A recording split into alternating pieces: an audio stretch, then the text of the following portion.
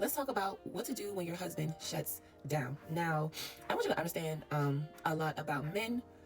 Especially when they don't have a relationship with God, if they're not emotional people, all right. It took me a long time to really understand that men process their emotions very, very differently than women. God created us to be nurturers. He created us to, be the helpmate. So we feel a lot of more things than they do. Like, we are in tune with our emotions. And what I've learned is when your spouse shuts down, it's not because they don't have feelings. Sometimes it's because they have a lot of feelings and they don't know how to process them, or they just make a decision to detach themselves from those feelings so they don't feel them at all. And honestly, I dealt with this. And I used to be the type of person to try to pry it open. And what it would do, it would make me feel like he wasn't interested in me. It would make me feel like he doesn't like me, because he just internalized all of his emotions. And it didn't matter how much I would talk to him, I just couldn't reach him. I just couldn't reach him. And I want you to understand that trying to force a person to talk to you is not gonna work. You can try, but even if you try, you might get a response, but you're not gonna get the response that you desire, because what you desire, only God can do. So you have to understand that. But this is for any wife who doesn't know how to navigate their husband's meltdowns. Number one, there's nothing you can do to make a person talk to you. You have to give God room to come in and soften their heart. I think for me, I prayed. Yes, I prayed a lot over our communication, because I know that the communication is the first thing that the devil basically cancels out.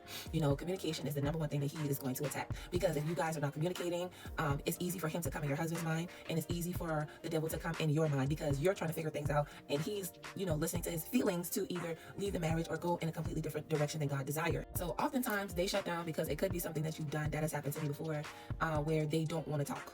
If you have done an excessive amount of things, said things, made them feel ways, and I'm going to be honest, because they probably could have triggered you to do it, right? So your response is probably a response to what they did. I'm going to tell you what God told me. Nobody should have that much control over you. It doesn't matter what your spouse did, because at the end of the day, you still have to live with the consequences of your actions. You know what I'm saying? So I've done a lot of things. I've dug myself in holes that I had to pray for God to get me out of, because I was just tearing things down with my words and my ways, because I was not satisfied with what he was doing.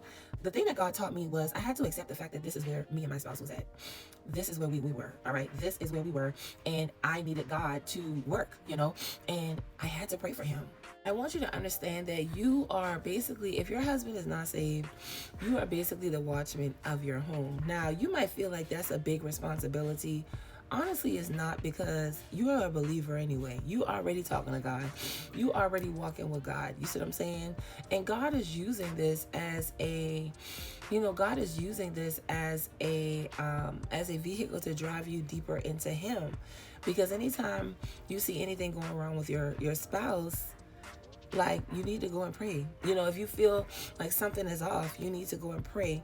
Way too much women are offended. And I can understand why.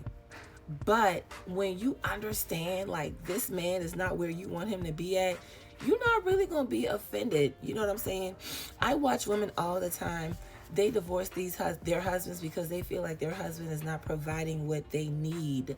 When really, oftentimes when you've been married to somebody for so long, like, y'all go through things. And anytime you grow, sometimes y'all bump up against each other as you're growing. You see what I'm saying? Not on purpose, but what I mean by bumping up against each other is, it's sometimes you guys could be in situations that cause you guys to say things out of flesh, because in a marriage, God will put you through a challenging situation so y'all can grow as a unit, as a union.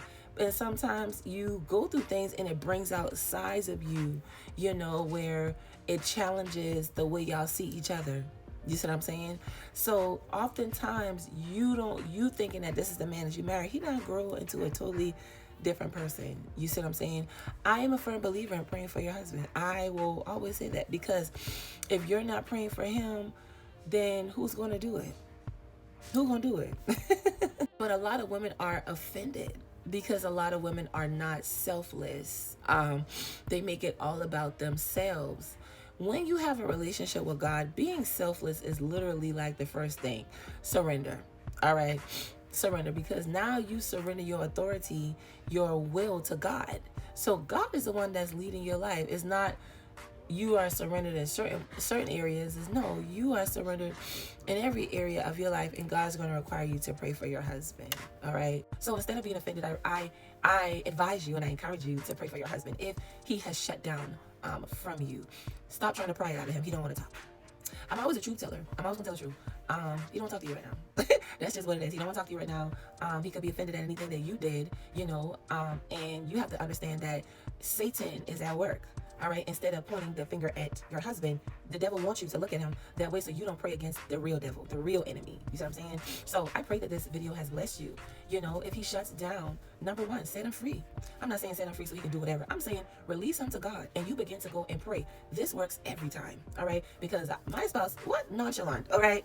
And I just used to be so fearful, like, okay, do you like me? Do you not like me? When really, he just had a lot of things going on. My insecurities would always think, oh, he's dealing with somebody else, or, it got to be somebody else if you're acting this way. I took a lot of the world's advice instead of just sitting down talking to God, and I could hear God, So, set him free, pray for him. All right, pray for him. Don't force anything. You're going to have to take your hands off of him right now. And trust and believe that God will bring him to a place where y'all communicate. But as a wife, always pray over the communication. Always pray over the communication. If you do not know how to pray and your husband is shut down, I have an ebook called Praying His Walls Down. That ebook is going to get you right every single time. All right.